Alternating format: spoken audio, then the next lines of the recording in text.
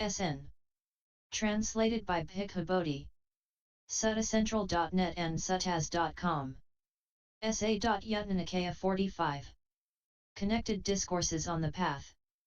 095b, SN.45.139 SN.45.160, SN.45.139. The Tathagata at Savatthi. Bhikkhus, whatever beings there are, whether those without feet or those with 2 feet or those with 4 feet or those with many feet, whether consisting of form or formless, whether percipient, non-percipient, or neither percipient nor non-percipient, the Tathagata, the Arahant, the perfectly enlightened one, is declared to be the chief among them. So too, whatever wholesome states there are, they are all rooted in diligence, converge upon diligence, and diligence is declared to be the chief among them. When a bhikkhu is diligent, it is to be expected that he will develop and cultivate the Noble Eightfold Path. And how, bhikkhus, does a bhikkhu who is diligent develop and cultivate the Noble Eightfold Path? Here, bhikkhus, a bhikkhu develops right view, right intention, right speech, right action, right livelihood, right effort, right mindfulness, right concentration, which is based upon seclusion, dispassion, and cessation, maturing in release. It is in this way, bhikkhus, that a bhikkhu who is diligent develops and cultivates the Noble Eightfold Path. Here, bhikkhus, a bhikkhu develops right view, right intention, right speech, right action, right livelihood, right effort, right mindfulness, right concentration, which has as its final goal the removal of lust, the removal of hatred, the removal of delusion. Here, bhikkhus, a bhikkhu develops right view, right intention, right speech, right action, right livelihood, right effort, right mindfulness, right concentration, which has the deathless as its ground, the deathless as its destination, the deathless as its final goal. Here, bhikkhus, a bhikkhu develops right view, right intention, right speech, right action, right livelihood, right effort, right mindfulness, right concentration, which slopes, and inclines towards Nibbana. Each of the following suttas, 140-148, is to be elaborated in accordance with the fourfold method of 139. SN.45.140 The footprint. Bhikkhus, just as the footprints of all living beings that walk fit into the footprint of the elephant, and the elephant's footprint is declared to be the chief among them, that is, with respect to size, so too whatever wholesome states there are. They are all rooted in diligence, converge upon diligence, and diligence is declared to be the chief among them. When a bhikkhu is diligent, it is to be expected that he will develop and cultivate the Noble Eightfold Path. SN.45.141 The roof peak. Bhikkhus, just as all the rafters of a peaked house lean towards the roof peak, slope towards the roof peak, converge upon the roof peak, and the roof peak is declared to be their chief, so too. SN.45.142 Roots. Bhikkhus, just as, of all fragrant roots, black orris is declared to be their chief, so too. SN.45.143 Heartwood. Bhikkhus, just as, of all fragrant heartwoods, red sandalwood is declared to be their chief, so too. SN.45.144 Jasmine. Bhikkhus, just as, of all fragrant flowers, the jasmine is declared to be their chief, so too. SN.45.145 Monarch. Bhikkhus, just as all petty princes are the vassals of a wheel-turning monarch, and the wheel-turning monarch is declared to be their chief, so too. SN.45.146 The Moon. Bhikkhus, just as the radiance of all the stars does not amount to a 16th part of the radiance of the moon, and the radiance of the moon is declared to be their chief, so too. SN.45.147 The Sun. Bhikkhus, just as in the autumn, when the sky is clear and cloudless, the sun, ascending in the sky, dispels all darkness from space as it shines and beams and radiates, so too. v148. The cloth. Picus, just as, of all woven cloths, Casian cloth is declared to be their chief, so too whatever wholesome states there are, they are all rooted in diligence, converge upon diligence, and diligence is declared to be the chief among them. When a Pico is diligent, it is to be expected that he will develop and cultivate the noble eightfold path. And how, Picus, does a Pico who is diligent develop and cultivate the noble eightfold path? Here, Picus, a Pico develops right view, right intention, right speech, right action, right livelihood, right effort, right mindfulness, right concentration, which is based upon seclusion, dispassion, and cessation, maturing in release. It is in this way, Picus, that a Pico who is diligent develops and cultivates the noble eightfold path. Each sutta is to be elaborated in accordance with the same fourfold method. SN.45.149 Strenuous. At Savatthi, Picus, just as whatever strenuous deeds are all done based upon the earth, established upon the earth, so too, based upon virtue, established upon virtue, a Pico develops and cultivates the noble eightfold path. And how, Picus, does a Pico, based upon virtue, established upon virtue, develop and cultivate the noble eightfold path? Here, Picus, a Pico develops right view, right intention, right speech, right action, right livelihood, right effort, right mindfulness, right concentration, which is based upon seclusion, dispassion, and cessation, maturing in release. It is in this way, Picus, that a Pico, based upon virtue, established upon virtue, develops and cultivates the noble eightfold path.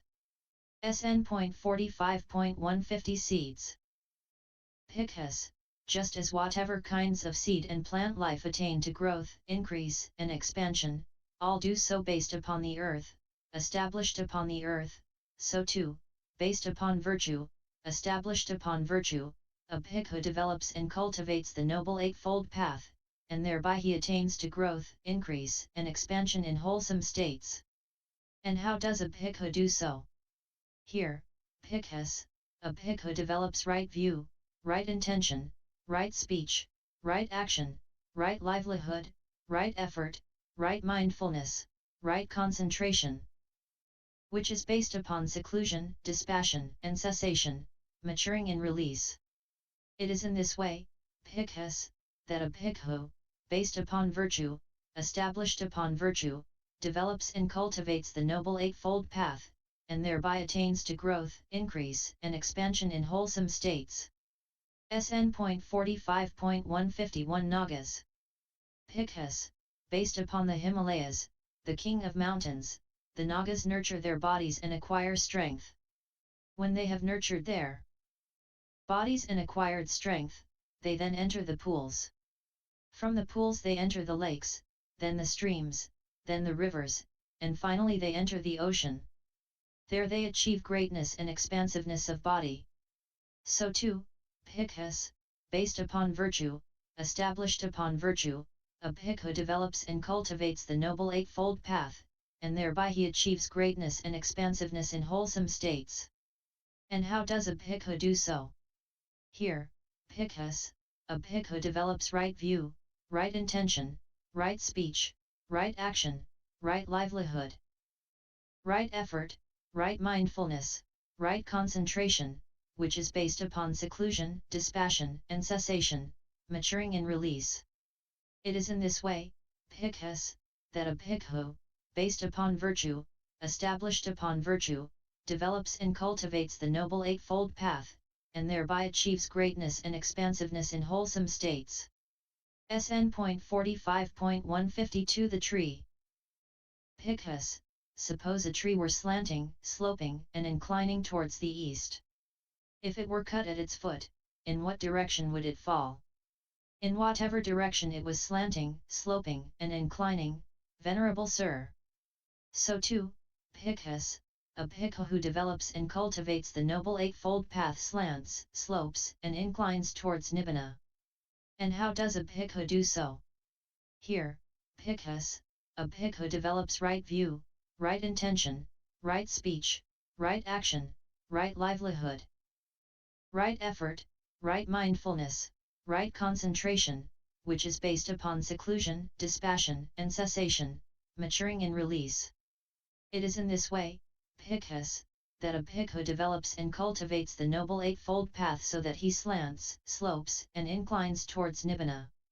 SN.45.153 The pot. Bhikkhus, just as a pot that has been turned upside down gives up its water and does not take it back, so a bhikkhu who develops and cultivates the Noble Eightfold Path gives up evil, unwholesome states and does not take them back. And how does a bhikkhu do so? Here, bhikkhus, a bhikkhu develops right view, right intention, right speech, right action, right livelihood, right effort, right mindfulness, right concentration, which is based upon seclusion, dispassion, and cessation, maturing in release. It is in this way, bhikkhus, that a bhikkhu develops and cultivates the Noble Eightfold Path so that he gives up evil unwholesome states and does not take them back. SN.45.154 The spike. Bhikkhus, suppose a spike of rice or a spike of barley were rightly directed and were pressed upon by the hand or the foot. That it could pierce the hand or the foot and draw blood, this is possible. For what reason? Because the spike is rightly directed.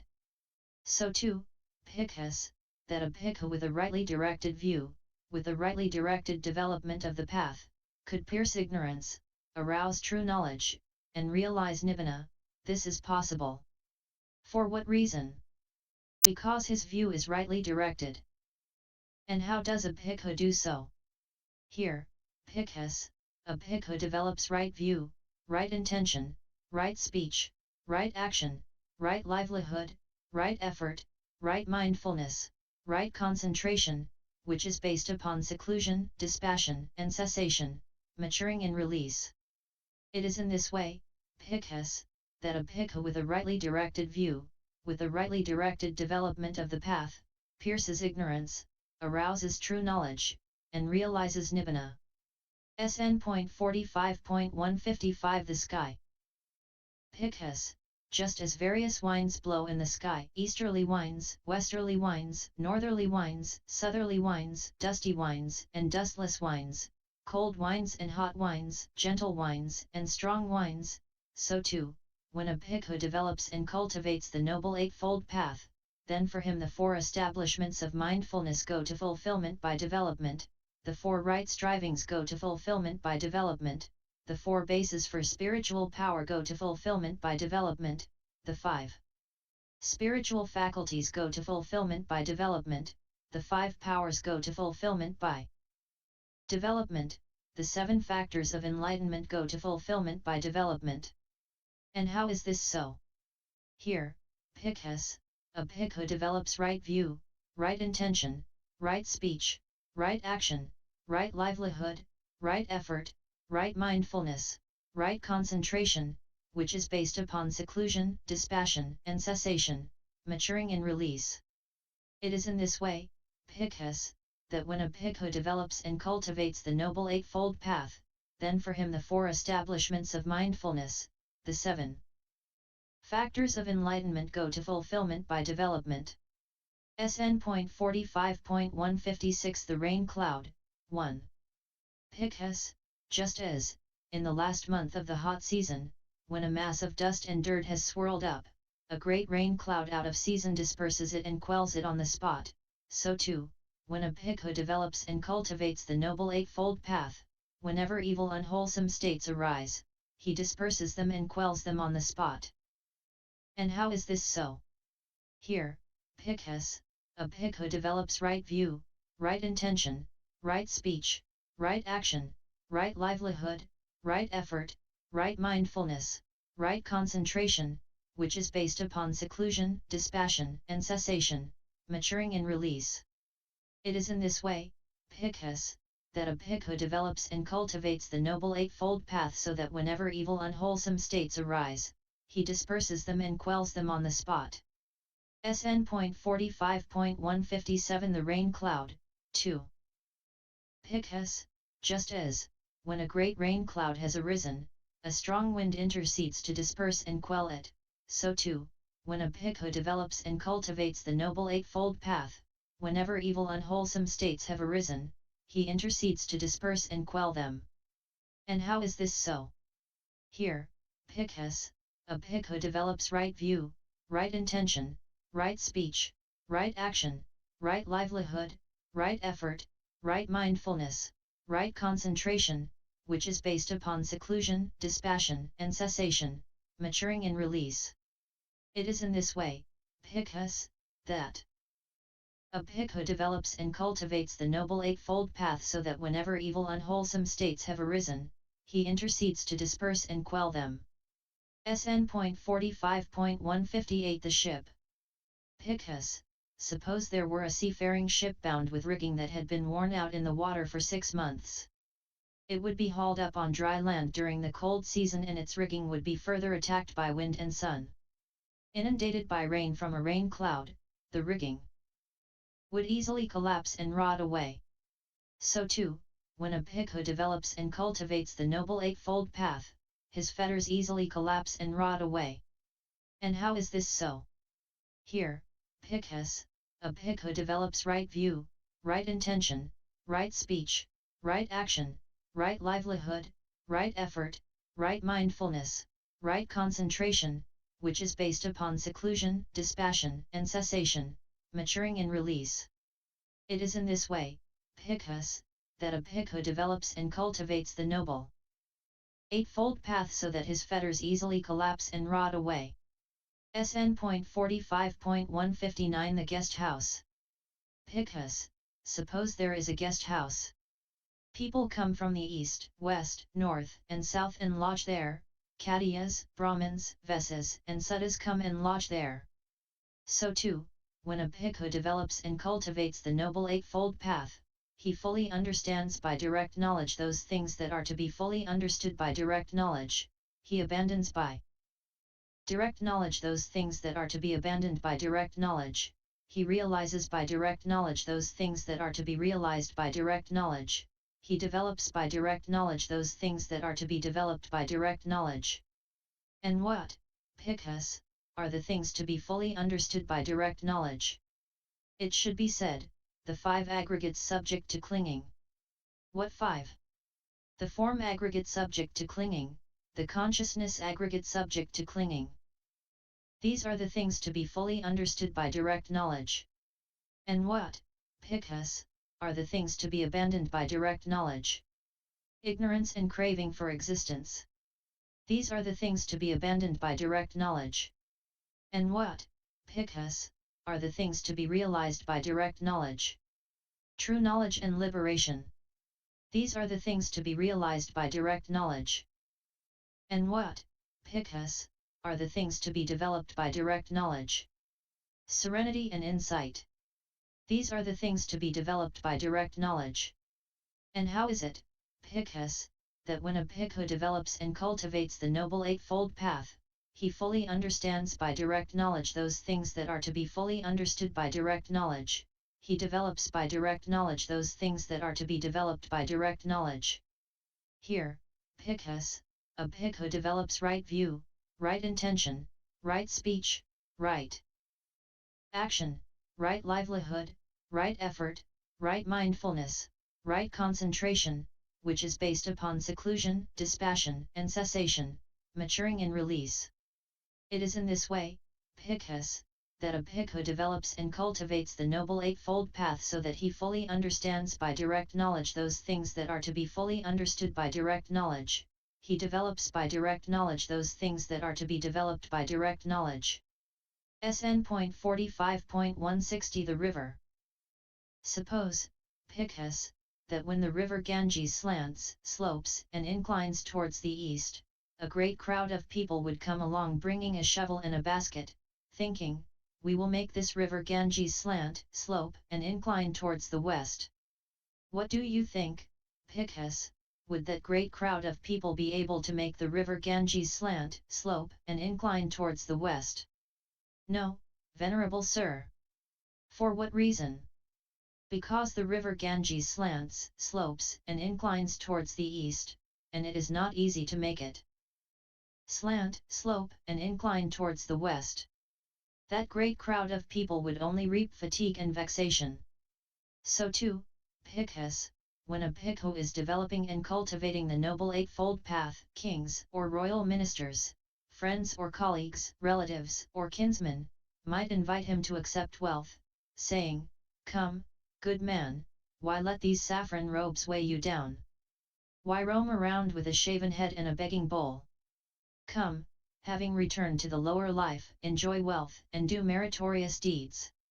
Indeed, bhikkhus, when that bhikkhu is developing and cultivating the Noble Eightfold Path, it is impossible that he will give up the training and return to the lower life. For what reason? Because for a long time his mind has slanted, sloped, and inclined towards seclusion. Thus it is impossible that he will return to the lower life. And how, bhikkhus, does a bhikkhu develop and cultivate the Noble Eightfold Path? Here, bhikkhus, a bhikkhu develops right view, right intention, right speech, right action, right livelihood, right effort, right mindfulness, right concentration, which is based upon seclusion, dispassion, and cessation, maturing in release. It is in this way, bhikkhus, that a bhikkhu develops and cultivates the Noble Eightfold Path. YouTube video Buddhist Sutras.